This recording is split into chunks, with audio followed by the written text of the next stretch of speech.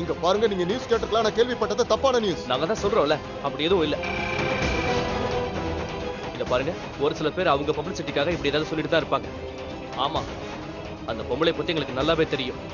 பணத்துக்கு ஆசைப்பட்டு தான் எங்க அப்பா மேல இப்படி ஒரு பழிய போட்டுருக்காங்க. ஆமாங்க, எங்க அப்பா டிஎன்ஏ டெஸ்ட் எடுத்திருக்காரு. அதுக்கான ரிசல்ட் 7 நாள்ல வந்துரும். அப்புறம் அவங்க சொல்றது எல்லாமே பொய்ன்னு எல்லாருக்கும் தெரிஞ்சிடும். புரியுதா? இங்க பாருங்க, அப்படி எல்லாம் கிடையாது. அவங்க சொல்லிட்டு இருக்கிறது எல்லாமே போய். ஆமா, நாங்க இங்க நடக்கிறதெல்லாம் கவனிச்சுக்கிட்டு தான் இருக்கோம்.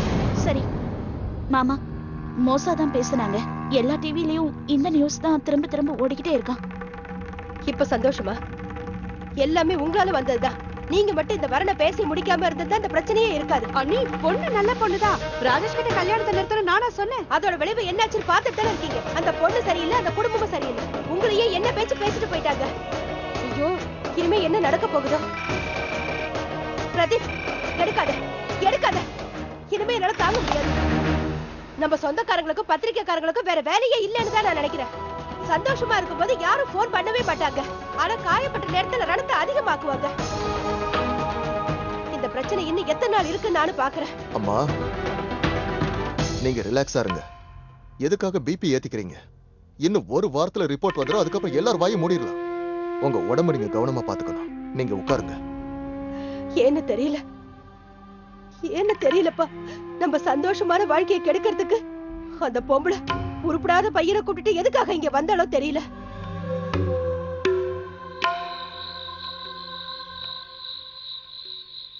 அட நீங்களா?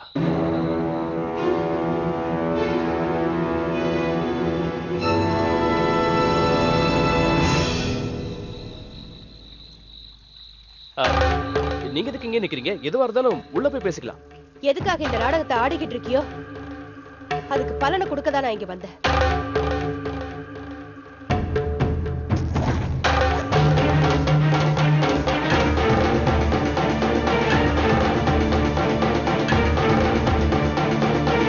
நீ வாழ்க்கை பூரா கஷ்டப்பட்டு வேலை பார்த்தா கூட இவ்வளவு பணத்தை பார்க்க முடியாது. இந்த பணத்தை வாங்கிக்கிட்டு உன் அம்மாவையும் கூட்டிக்கிட்டு இந்த இடத்தை விட்டு காலி பண்ணு.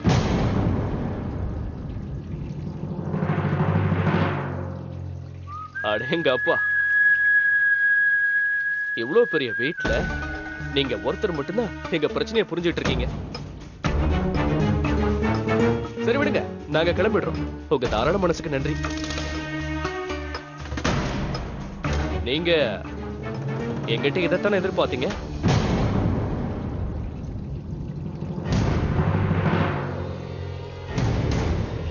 உங்க எல்லாருக்கும் என் முகத்தை பார்த்தா நான் கெட்டவன், ஏமாத்துக்காரன்னு தெரியுதுன்னு நினைக்கிறேன். உண்மையை சொல்ல போனா அதுவும் சரிதான். இவ்வளவு பெரிய வீடு வச்சிருக்கீங்க, நிறைய சொத்து வச்சிருக்கீங்க. ஆனா அதோட விலை இவ்வளவுதானா? ஒரு பேக் நிறைய பணத்தை கொடுத்து அனுப்பிட்டா எல்லாம் முடிஞ்சு போயிடு நினைச்சிட்டீங்களா?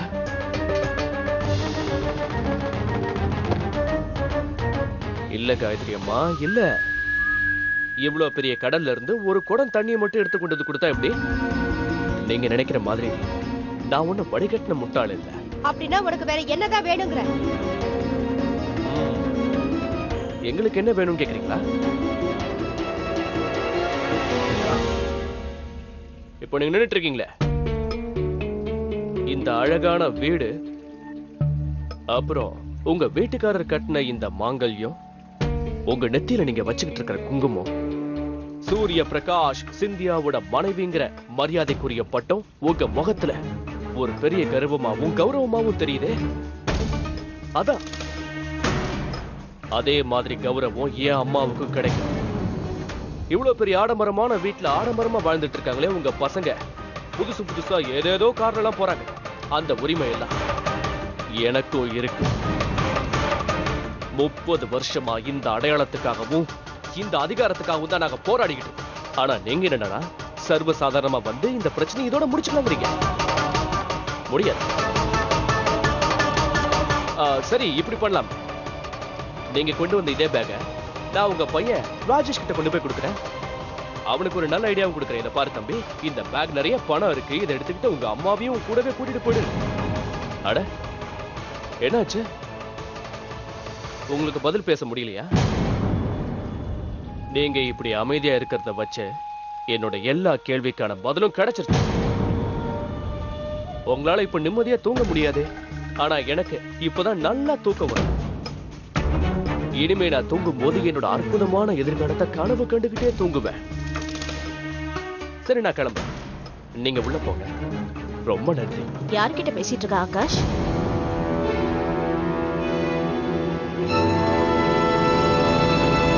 யார் சந்தோஷத்தையும் சுகத்தையும் பறிக்க வந்தியோ அவ கூட தான். உனக்கு கொஞ்சம் கூட வெக்கமே இல்லையா? நீ ஒரு பொம்பளையா இருந்துகிட்டு இன்னொரு பொம்பளையோட வாழ்க்கையை கெடுக்கணும்னு நினைக்கிறியே. உன்னோட ஆசை நிச்சயமா நிறைவேறாது ராதா. அதனால உன் உருப்படாத, மரியாதை தெரியாத, வீணா போன பையனை கூட்டிக்கிட்டு இந்த இடத்தை விட்டு உடனே கிளம்பி போங்க. உருப்படாத, மரியாதை தெரியாத, வீணா போனவன், இதெல்லாம் சிந்தியாவோட பரம்பரையில வந்த வாரிசுங்களுக்கு கொடுக்கிற பேரா? உங்க குடும்பத்துல அப்படி இல்லைன்னா எதுக்காக என்னோட பையனை பார்த்து அப்படி பேசுறீங்க? இவனும் உங்க குடும்பத்தை சேர்ந்தவன் தான். நான் உன்னோட புருஷனை பறிக்கிறதுக்காக இங்க வந்திருக்கேன்னு மட்டும் நீ நினைக்காத. நான் ஒண்ணு பிச்சை எடுக்க வரல. உன்னோட புருஷனை தாராளமா நீயே வச்சுக்க. ஆனா என்னோட பையனுக்கு மட்டும் அவனோட உரிமை கிடைச்சாகணும். அவனை இந்த வீட்டு பையனா ஏத்துக்கிட்டீங்கன்னா நான் வாய் மூடிட்டு இங்க இருந்து போயிடுறேன். சூரிய பிரகாஷுக்கு 3 பிள்ளைங்க மட்டும்தான். பங்கஜ், ராஜேஷ், அப்புறம் பிரதீப். இவங்களுடைய ஸ்தானத்துல வேற யாரும் வரவும் முடியாது. அவங்களுக்கு சமமா வேற யாருக்கு இடம் கொடுக்கவும் முடியாது. உனக்கு புரியுதா? நீ இடம் கொடுத்துதான் ஆகணும் காயத்ரி. நானும் பாக்குறேன் இந்த வீட்டுக்குள்ள நுழையிற என் பையனை யாரு தடுக்கிறாங்க. இந்த உருப்படாத, மரியாதை தெரியாத, வீணா போனவர்கிட்ட இருந்து உங்க குடும்பத்தை யாரு காப்பாத்துறாங்கன்னு பாக்குறேன்.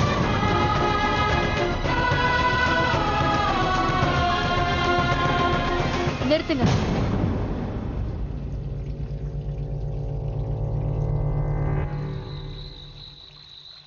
என் அம்மா மாதிரி இருக்கிற என் அத்தையையும் அவங்க அன்பால நிறைஞ்சிருக்கிற இந்த வீட்டையும் உங்ககிட்ட இருந்து அவங்களோட மருமகளை நான் காப்பாத்துறேன்.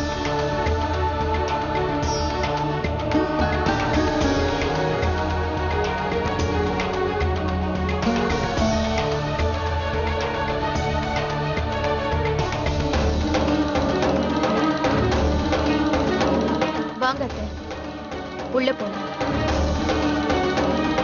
இந்த மாதிரி ஏமாத்துக்காரங்க கிட்ட தேவையில்லாம பேசி தயவு செஞ்சு உங்க உடம்ப நீங்க கெடுத்துக்காதீங்க. அப்ப நான் சொல்றதையும் கேட்டுக்கோ ஆர்த்தி.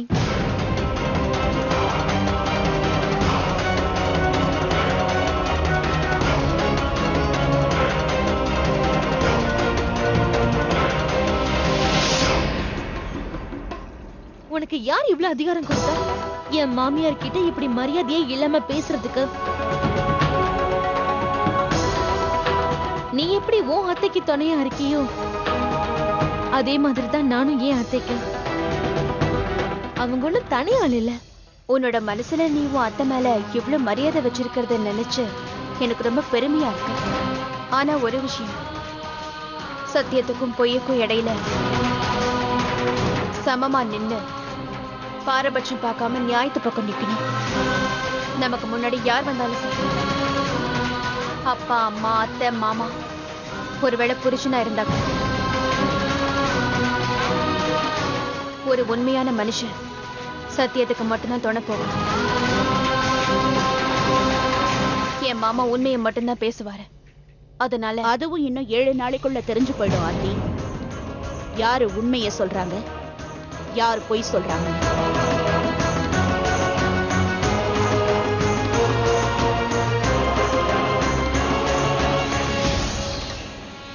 ஒரு நிமிஷம்.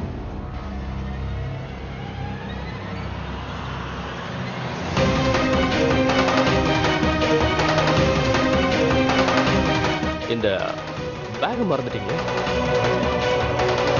எடுத்துக்கோங்க. அட எடுத்துக்கோங்கம்மா. உங்க பேர பசங்களுக்கு தேவைப்படும்.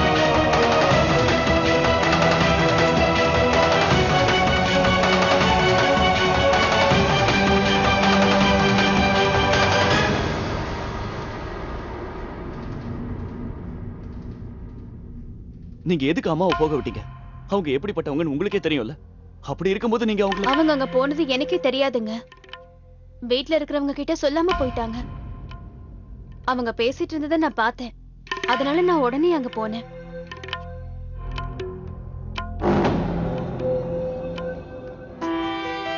ஆர்த்தி,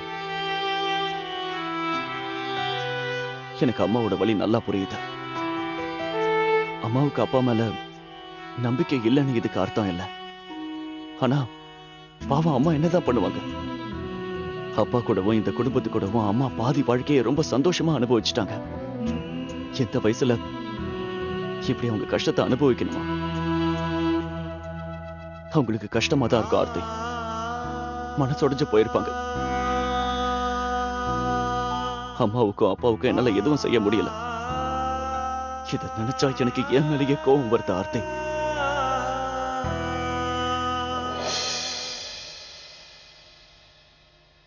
இங்க பாருங்க, இனிமே நீங்க எதை பத்தியும் யோசிக்காதீங்க. ஸ்ட்ரெஸ்டா ஃபீல் பண்ணாதீங்க. எதை பத்தியும் கவலைப்படாதீங்க. ரொம்ப நேரம் ஆயிடுச்சு. சீக்கிரமா போய் தூங்குங்க. இல்ல ஆர்த்தி, இவ்வளவு பெரிய பிரச்சனை நடந்துகிட்டு இருக்கு. எனக்கு எப்படி தூக்கம் வரும்? வருங்க, நான் தான் இருக்கேன்ல, கண்டிப்பா வரும். வாங்க வாங்க வாங்க, அதுல ஆர்த்தி, படுங்க.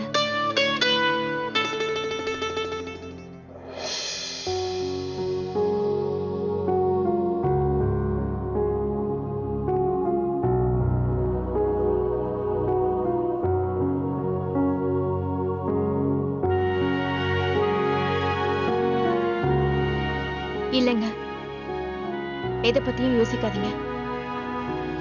தூங்குங்க.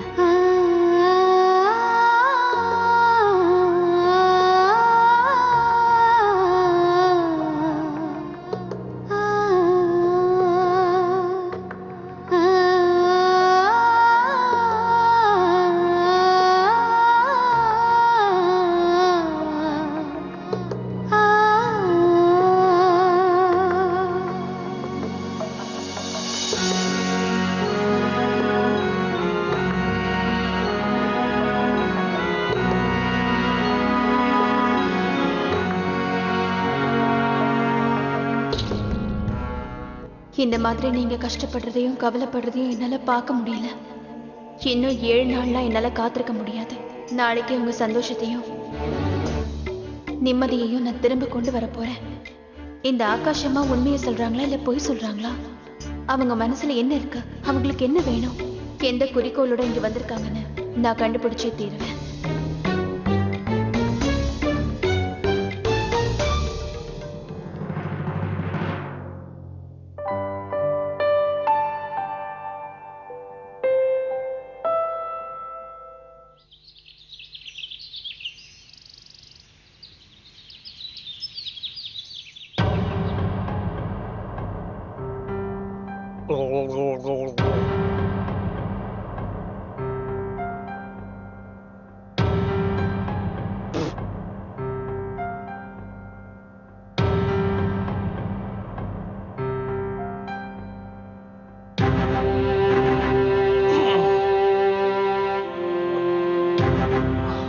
அப்பாடா.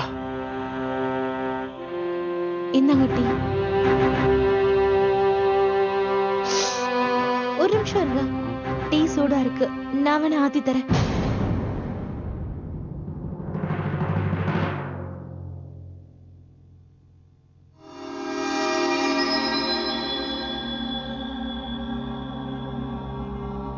எந்திரிச்சிட்டீங்களாமா? வாங்க, இந்தாங்க, இது மேல உட்காருங்க. பாத்தீங்களாமா, இவ்வளவு பெரிய ஆடம்பரமான வீட்டுக்கு முன்னாடி உட்கார்ந்து டீ குடிக்கிறதே ஒரு பெரிய கௌரவமா தெரியுதுல்ல. அப்புறம் இன்னொரு விஷயமா, எல்லா உரிமையும் கிடைச்சதும் இதே வீட்டுக்குள்ள போய் நாம தைரியமா இதே மாதிரி டீ குடிக்கலாம். சும்மா கெத்தா இருக்கும்ல. சும்மா கை தட்டி வேலைக்காரனை கூப்பிடுவேன். வேலைக்காரா, என் சப்பாத்தில மட்டும் நிறைய நெய் ஊத்துன்னு சொல்லி கேட்பேன். அப்புறம் நீங்க சொல்லுவீங்க, சீக்கிரம் போய் என் செல்லத்துக்கு பாதாம் போட்டு பால் கொண்டு வான்னு. ஏய், உனக்கு எப்ப பார்த்தாலும் கிண்டல் தான். இரு ஆகாஷ், நானே என் கையால உனக்கு டீ குடுக்கறேன், குடு. பாத்துமா.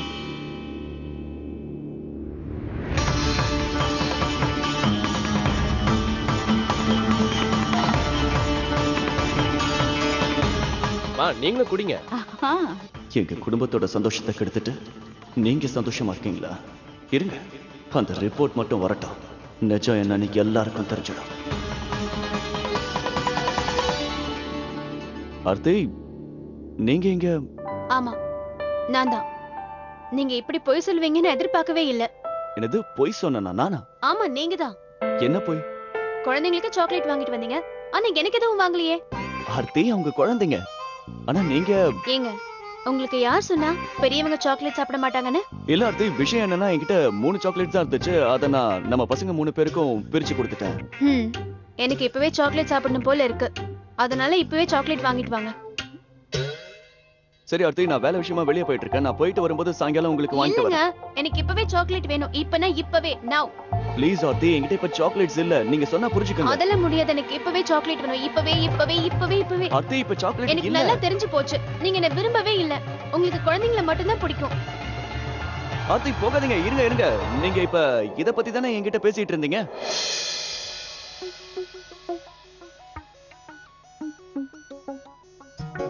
சாக்லேட், எனக்கு உங்களை பத்தி தெரியும். ரொம்ப தேங்க்ஸ்ங்க.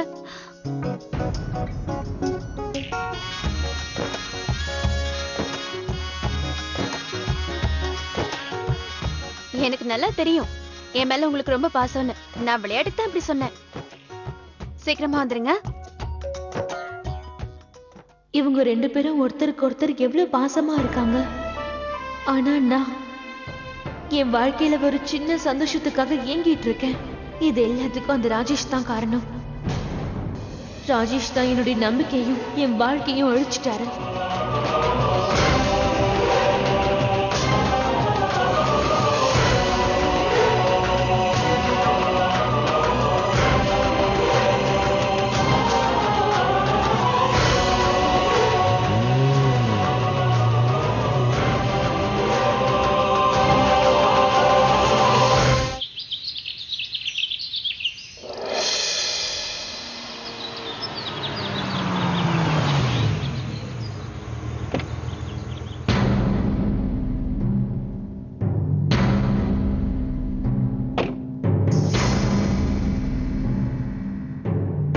இங்க பாருங்க, இங்க ராதாங்கிறவங்க எங்க இருக்காங்க?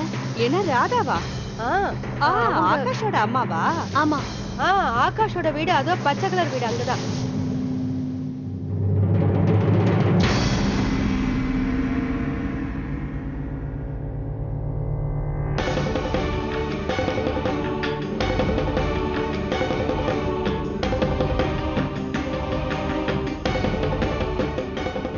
வீடு போட்டிருக்கேன்.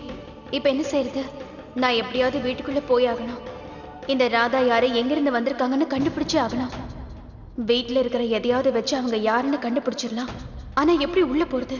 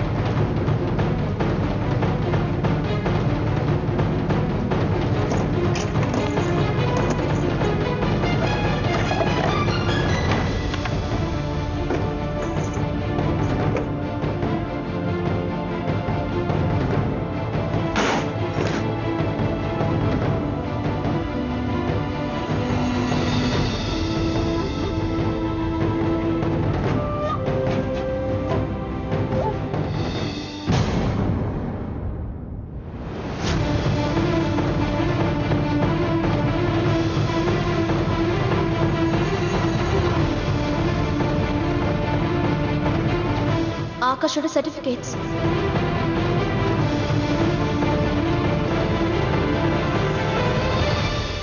அப்படின்னா சின்ன வயசுல இருந்தே அவன் இந்த ஊர்ல தான் படிச்சிருக்கான். 30 வருஷமா இங்கதான் இருந்திருக்கான். அப்புறம் எப்படி திடீர்னு ராதாவுக்கு எங்க வீடு ஞாபகம் வந்துச்சு? எவ்வளவு நாளைக்கு அமைதியா இருந்தாங்க? கண்டிப்பா ராதா போய் தான் சொல்றாங்க. ஏதோ பெருசா சூழ்ச்சி பண்றாங்க. ஆனா அது என்ன? நான் அதை கண்டுபிடிச்சே ஆகணும்.